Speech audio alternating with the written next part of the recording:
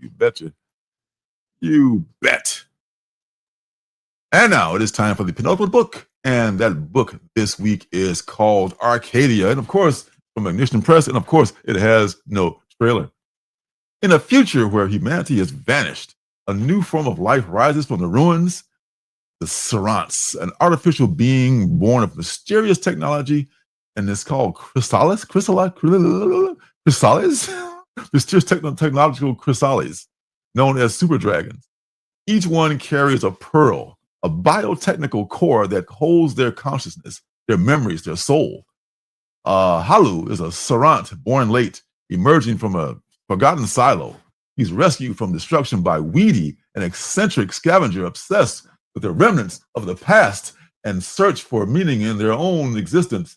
Soon after, Halu meets Fix, a practical, strong, and luminous young mechanic who awakens something deep within him.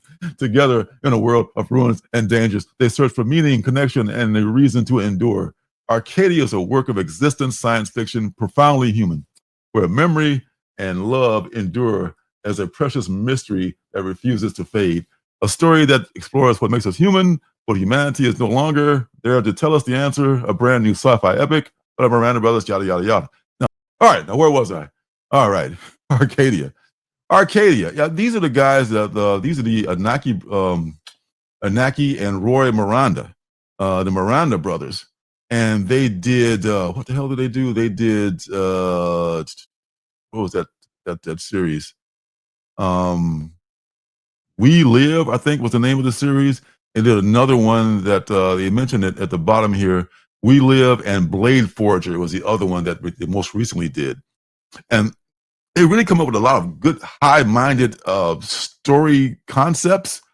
And We Live was like, whoa, it just kind of like, for the first 5 issues, even the entire run of that series, it really had me captivated.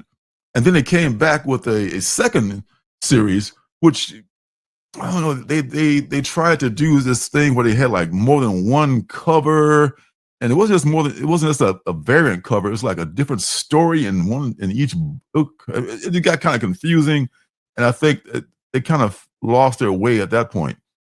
But these guys are really great creatively. I mean, one's a writer, they're both writers, and one's an artist. So I would be willing to absolutely give this a shot. And as no one's talking about this in the comments or anything, but man, they were with Ignition Press now, which is on the way up. Yeah, I could. Tell me about it. Hey. Apparently, so does Bubba. If you know what I'm talking about, you know. All right. Anyway, yeah, these guys are really good. And I will totally give this a chance because I know that they produce good stuff. They totally produce really good stuff, and maybe it can recapture some of that We Live magic, as I hope they do. And I hope I didn't too hastily read that book. I had to like exit stage right real quick. All right, this is cover. This is Baco, some person here or there. I've seen, they didn't have exactly a trailer for this, but on Instagram, if you look on their Instagram, they have like this little, like about 5-second video of all these creatures or all these individuals lined up, and they don't really explain anything about it, but they look like this, like the Flash's logo almost without the lightning bolt a little bit there.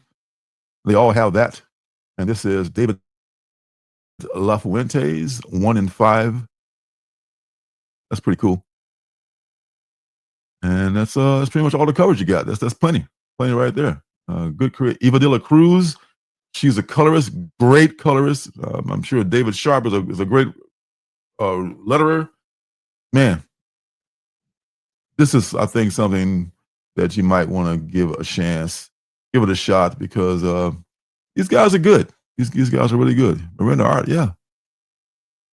Yeah, so I would definitely give this a thing. So that is the Penultimate Book for this week.